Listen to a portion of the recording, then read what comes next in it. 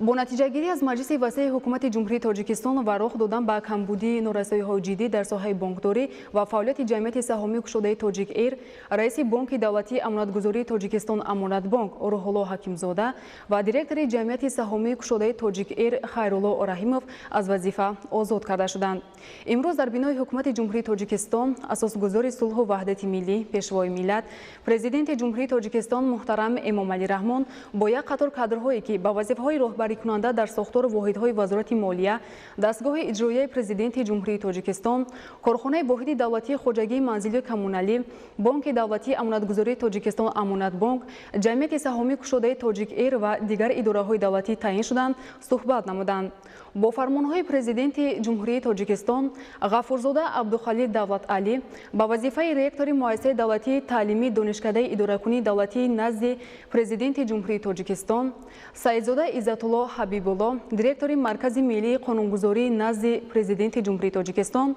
و محمدشاهزاده فرهاد عبدالرحمن معاون دیرکتور مرکز ملی قانونگذاری نزد پرزیدنت جمهوری تاجیکستان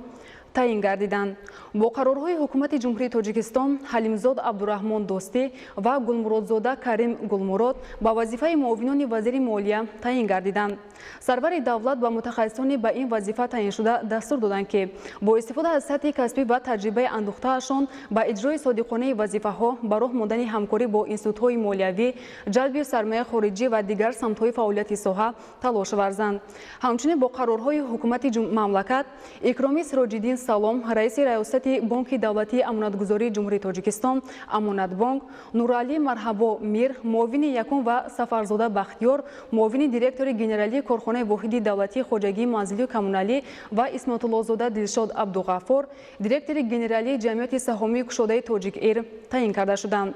در اساس امرهای پرزیدنت جمهوری تاجیکستان در ساختار دستگاه اجرایی پرزیدنت جمهوری تاجیکستان یک قطار کادرها با وظیفه‌های سرداران ریاست‌ها از جمله قربانزاده عیسی یتیم سردار سرریاست رشد انفراستراکتور دستگاه اجرایی پرزیدنت جمهوری تاجیکستان، عبدالخالق زاده لطفیه عبدالخالق از وظیفه ریکتور مؤسسه دولتی تعلیمی دانشکده اداره‌کنی دولتی نزد پرزیدنت جمهوری تاجیکستان آزاد و با وظیفه سردار سرریاست علم و معرفت دستگاه اجرایی پرزیدنت جمهوری تاجیکستان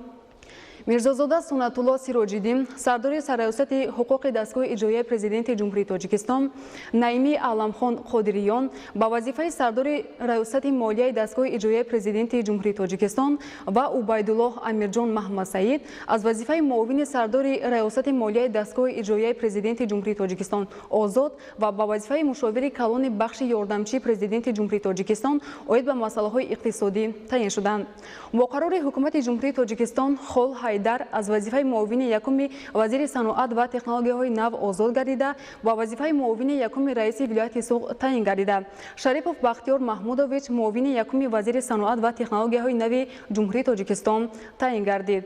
اساسگذار صلح و وحدت ملی، پیشوای ملت، پرزیدنت جمهوری تاجیکستان محترم امامعلی رحمان ضمن صحبت کادرهای نو تعیین شده را برای با دست و دل و نیت پاک بهر ولایت قانون کار کردن، مناسبت همقدم زمان از دیدگاه نو، مساعده در روند سازندگی و بنیادکاری با مهنت صداقتمندانه و صافدلانه و بالا گذاشتن منفعت دولت و ملت از منفعت‌های دیگر هدایت نمودند.